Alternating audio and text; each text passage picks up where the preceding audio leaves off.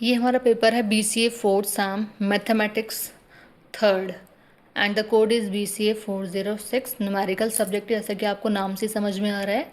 Time limit है हमारी इसकी 3 आवर और मैक्सिमम मार्क्स है हमारे 75 एज़ यूजुअल, जो हमारे और सब्जेक्ट्स में होता है। सेक्शन ए की अगर हम बात करें तो वेरी शॉर्ट आंसर टाइप हमारा क्वेश्चंस है। आपको अटेम्प्ट ऑल द 5 क्वेश्चन, सभी क्वेश्चन अटेम्प्ट करने हैं। 5 क्वेश्चन इसमें आएंगे और each question carries 3 marks and total marks is 15. Total marks of the section A is 15. Now the question first, explain periodic function with examples. Second question, define exact differential equation. Check that the given differential equation is exact, and this is the equation.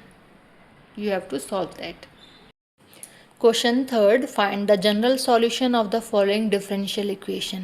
तो general solution करना है आपको इस differential equation का। तो ये आपकी differential equation है।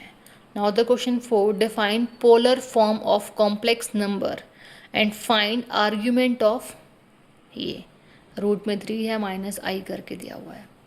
Now the question fifth, find the magnitude of the gradient of the function F और XYZ का स्क्वायर एट ब्रैकेट में 102। ठीक है। Now the section B, short answer type questions हमारे हैं। अटेम्प्ट एनी 2 क्वेश्चन, कोई भी 2 क्वेश्चन आपको करने हैं। टोटल 3 क्वेश्चंस आपको यहाँ दिए हुए हैं सेक्शन में, और हर एक जो क्वेश्चन होगा वो आपका 7.5 मार्क्स का है। तो टोटल मिला के सेक्शन बी आपका हुआ 15 मार्क्स का। Now the question 6, explain limit comparison test and test the convergence of the following series, और सीरीज आपकी ये है। Now the question 7th, explain the monotonic sequence and bounded sequence, show that. तो ये भी आपको सॉल्व करना है। क्वेश्चन 8 के हमारे 2 पार्ट हैं। A part is compute real and imaginary part of z, और z equals to i-4 upon 2i-3, and the b part is compute square root of z equals to -1 minus I. Now the section C, descriptive answer type questions.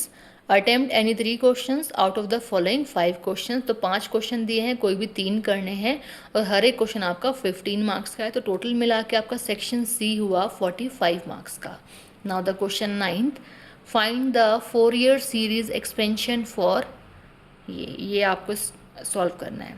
Now the question 10th question में भी आपके 2 part हैं, दोनों compulsory अगर आप question 10th attempt करते हैं तब।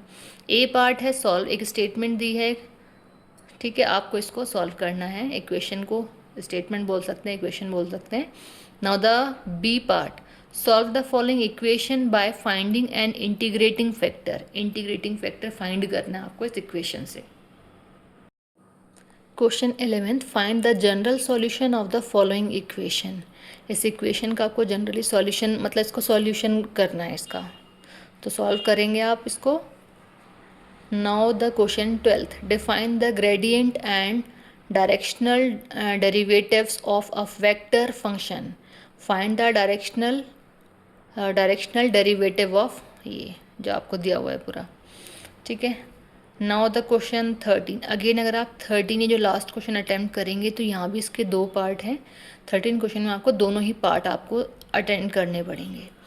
अब ए पार्ट क्या है, explain Leibniz test, show that the series, ये सीरीज दी है, is conditionally convergent. B part is define absolute convergent series, show that the series is absolutely convergent। तो आपको ये जो कन्वर्जेंट और कंडीशनली कन्वर्जेंट जो आपकी सीरीज़ हैं जो भी हैं, इसको आपको सॉल्व करना है। ए और बी दोनों पार्ट आपको इसमें क्वेश्चन 13 में करने पड़ेंगे। तो सेक्शन जो आपका सी है, इसमें 2 क्वेश्चन ऐसे हैं जिसके 2 पार्ट हैं। अगर वो क्वेश्चन अटैम्प्ट करते हैं तो आपको वो दोनों पार्ट करने होंगे, उसमें आपकी कोई भी चॉइस नहीं है।